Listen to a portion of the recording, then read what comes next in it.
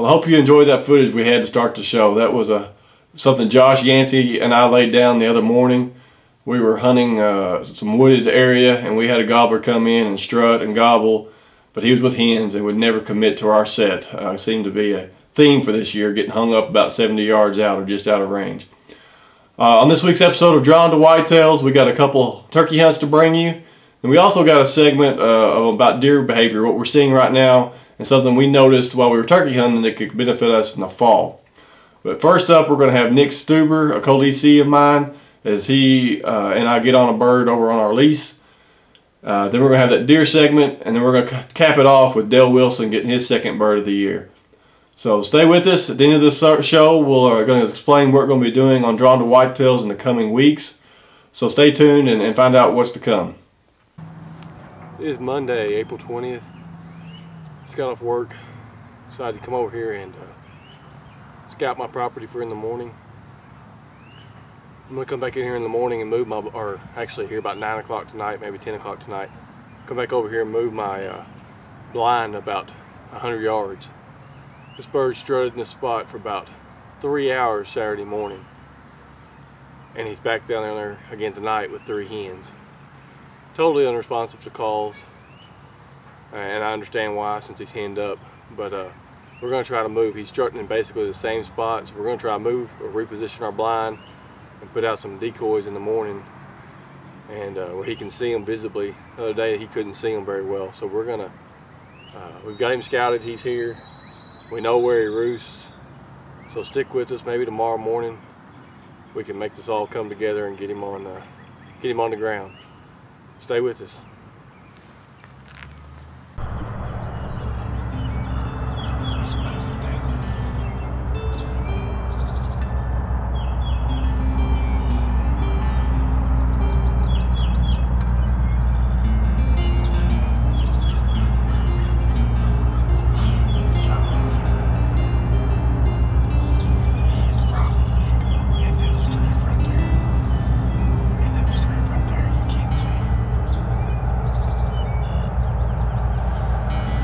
Once the bird flew down and went the opposite direction of our set, Nick and I repositioned on the other side of the farm at mid-morning, trying to catch him come back across.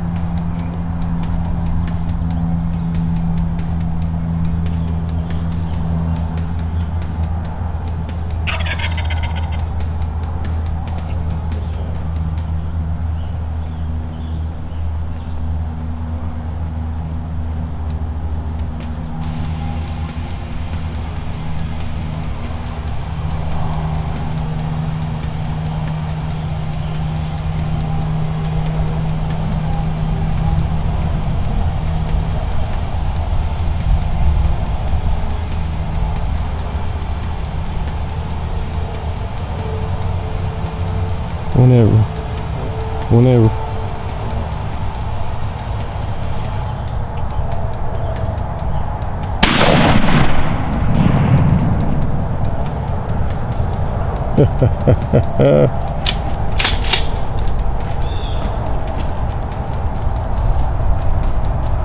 I was getting anxious too, because I was like, oh my god, I was like, I can wait.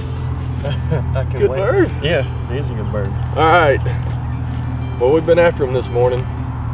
Nick finally caught up to him mid-morning. We got in here last night and moved the blind like at 9 o'clock because we thought he was going to be strutting over here on the far left side of the farm. But he didn't do that. he came down and went to the far right side of the farm. And anyway, we finally made a move, got up here on top of this hill, had a couple hens come out and did some light calling, and he came out. As you can see, I had the camera on my stomach because of the way I was sitting, so I could try to get some footage through all that brush. And I apologize for shaking the camera to death when he shot, but he kind of scared me. But anyway, good two-year-old bird. Yeah. Got some decent spurs. Just a good bird. We only heard a few this morning, but there's a bunch more in here, so we're going to stay after them and see what we can come up with. Drawing the whitetails, and the season never ends. Stay with us.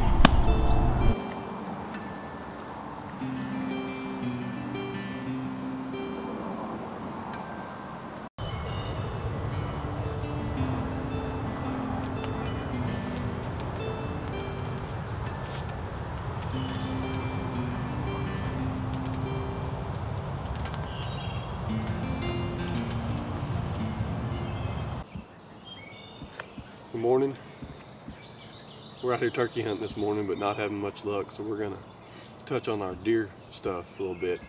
I got a salt block right here I put out last fall, well, actually last summer, and they didn't hit it much last year, but this year they have been hitting it pretty hard. We got a bedding area just up to our right, kind of leads off into a field, which is eventually going to be an ag field down here to our left. Got a stand right behind us, but they have, as you can see, they have just dug a hole in the ground here, and it kind of leads out to their feeding areas at night. So I think this is a pretty good spot.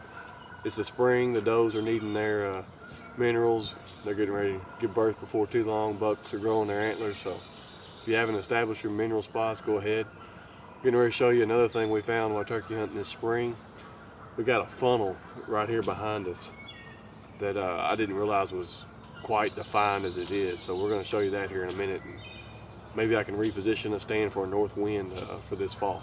So stay with us. All right, as you can tell, man, this is a pretty defined trail. It goes all the way up there to the salt block and their bedding area. But, got a big slope over here to our drop off over here to my right, and these deer are just wearing this trail out along the edge of it. When I've been turkey hunting in the past, I'd always slip up this slope and then get up on top and then peek to see if turkeys are out. I've never really paid much attention to this, but this might be a good spot for me. I don't have anywhere for a north wind to hunt, so I might be able to get in one of these trees right here behind me somewhere and set up for a north wind. And should be high enough that my scent should blow over this bottoms and not affect any deer on that side. But I don't want to educate any deer, so I may look into that this summer, this fall, and see if I create another spot, because it should be a funnel where you can kill deer relatively easily. And now we're going to join Dale Wilson, the godfather of turkey hunting here at Drawn to Whitetails, as he harvests his second gobbler of the season.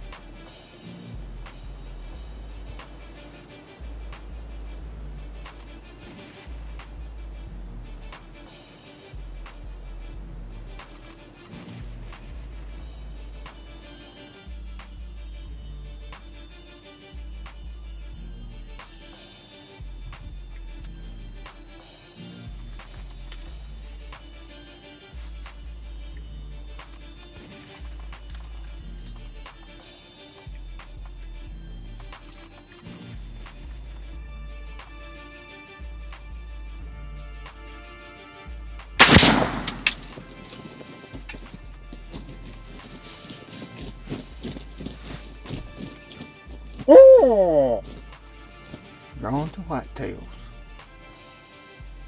Late morning gobbler. Hello y'all, we're back at the old turkey stump here. My little buddy Alex not with me today. He's usually with me here with a turkey that he's taking on this stump. And he's harvested his 2 birds, and I was alone this morning on this hunt. This is Saturday, April 25th. It's a cloudy, windy day. My first setup this morning was at a different spot.